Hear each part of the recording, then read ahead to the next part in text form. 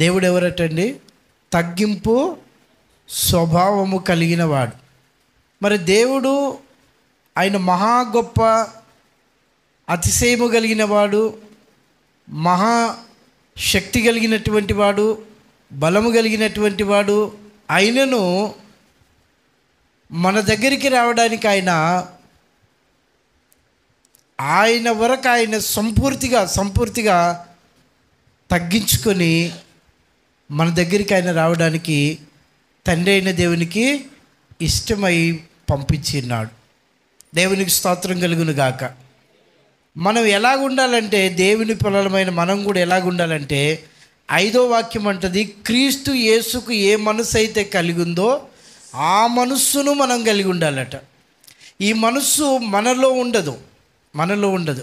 మనలో ఉండే మనసు ఏదంటే స్వార్థము, ఈర్ష్య, కక్ష, క్రోధము, పగ, ద్వేషము, అహంకారము, అహంభావము, గర్వము, హెచ్చింపు, అతిశయము, ఇవన్నీ మనలో ఉంటాయి. అనగా పెద్ద వయసు వచ్చినప్పుడు ఇవన్నీ ఏర్పడతాయి. అదే చిన్న పిల్లల దగ్గర చూడండి, వాళ్ళ దగ్గర యేసుక్రీస్తుకు కలిగిన మనసు ఉంటుంది. దేవునికి స్తోత్రం కలుగును గాక. హల్లెలూయా. అందుకనే ప్రభు అయిన యేసుక్రీస్తు, మీరు ఈ పసిబిడ్డల పోలిక ఎప్పుడైతే మీరు కలిగి ఉంటారో అప్పుడు మీరు నా రాజ్యమును చేర్చబడడానికి అర్హులుగా ఉంటారు అని ఆ చిన్న బిడ్డల్ని చూపించి మాట్లాడుతూ ఉంటాడు యేసయ్య.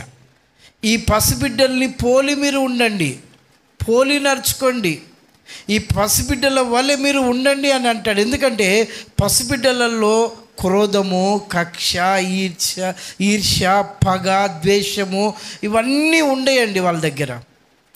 ఒక మాట మనం కోపం వచ్చి చెంప మీద కొంచెం అలాగ పడాలమని కొట్టినా, మరలా తర్వాత ఒక బిస్కెట్ చూపించినా, ఒక చాక్లెట్ చూపించినా, లేదా ప్రేమగా అతన్ని పలకరించి పిలిచినా చిరునవ్వు చేత నవ్వుకుంటూ మన దగ్గరికి వచ్చి మన ఒళ్ళో వాలిపోతూ ఉంటాడు.